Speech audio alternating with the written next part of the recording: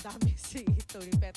Ngayon balik eskwela ng mga estudyante, balik na rin ng mga magnanakaw. Kaya eto ang mga iwas nakaw at self-defense gadgets para sa mga estudyante. Ibibita sa atin yan ni Marco Mondejar, entrepreneur ng mga safety gadgets. Good morning, Marco. Ay, magandang umaga po. Okay, so umpisa natin dito sa kanan, no? Ano itong mga to? Yeah, well, these are all mga distance self-defense devices po, which is yung ating pepper sprays. Pepper spray. Naku, napakaubod ng sakit to sa mata pag ikaw tinamaan. Tama po. It has actually a chemical substance po that quickly affects yung ating eyes, yung throat, yung skin. So whenever po may mga criminal elements na gustong samantalahin tayo, you can make use of this by spraying sa face. Para humadistract yung attacker. Pero magkano ito mga ganito?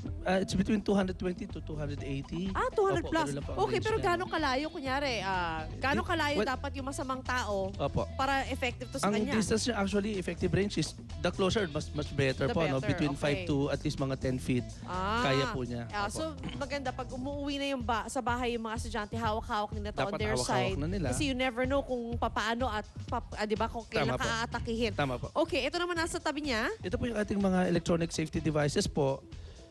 Tatawag po natin yung stun gun paralyzers po. So these mga devices po, mga innocent looking siya, no, pero parang flashlight lang siya commonly. So flashlight. Pero yeah, in any event po na may attacker po and you feel that there's an imminent danger, so basically ipe-press mo lang siya and then magti-trigger na siya, no. So basically ganoon siya. Para to.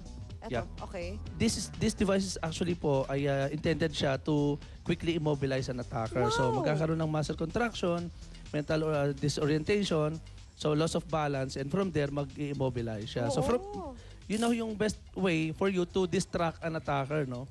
Pwede ho itong magamit by element of surprise. Okay. Pwede ho na paglapit sa'yo, tinutukan ka, pwede mo siyang didikit.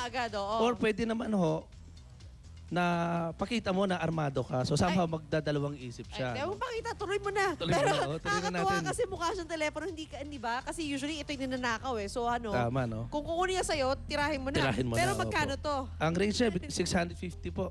650? Depende sa laki ng voltage. So, it can go up to 900 pesos. Okay. Ninervous ako pag narinig ko sarili ko na. Okay, anyway, ano to mga to? These are mga GPS tracking devices po na, using yung technology ng satellite po. So, easily malolocate mo yung mga mahal mo sa buhay, especially sa mga estudyante po. No? Yung mga nanay nila pwede sila locate because of the GPS. Yes, Now, let's move on to that Sige one. Kasi marami estudyante ngayon, syempre may dala ng mga laptop sa kanilang mga paaralan. Yeah. So, paano natin mapoprotektahan ng laptop mula sa mga masasamang loob? Well, these are all mga anti-theft devices po. Mga simple devices na ginagamit po, may kable para pag tinakbo yung laptop mo, hindi niya easily mananakaw. No? Hindi nila po, mananakaw. kasi meron siyang lock. Yes. Okay. Kailangan niya nang sirain.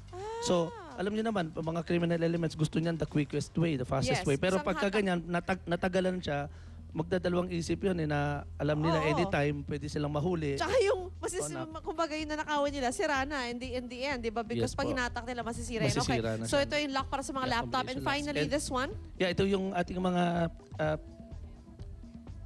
yung pang anti-theft device natin for yung ating mga backpacks. Okay. No? So using combination locks, ay so basically combination lock siya. Pero naiintriga ako rito kasi USB to eh. Ito naman, pwede rin po ito pang USB para yung mga files mo hindi nila easily ma-access. Hindi mananakaw. Opo. Okay, ang dami na pala. Pati USB may lock na pala. Who knew, di ba? So mga magkakano naman to mga USB locks?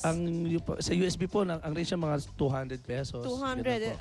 Okay. Tapos ito naman yung mga locks that you can find anywhere, basically. So ang last tip mo para sa mga estudyante papasok sa mga paaralan ngayon? Well, I think dapat lang maging vigilant tayo at maging increase natin yung ating alertness and awareness. And ang pinaka-importante, dapat yung attitude na I am ready. Oh yes, dapat lang. I am ready all the time. Thank you very much, Marco. Alright, thank you so much. Mukhang kukunin ko yung telepono.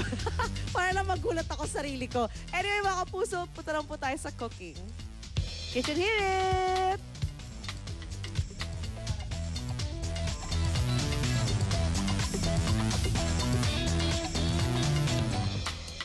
Habang tinitingnan ko yung gadget, eto naman, takam na takam naman ako dito sa nasa harapan namin.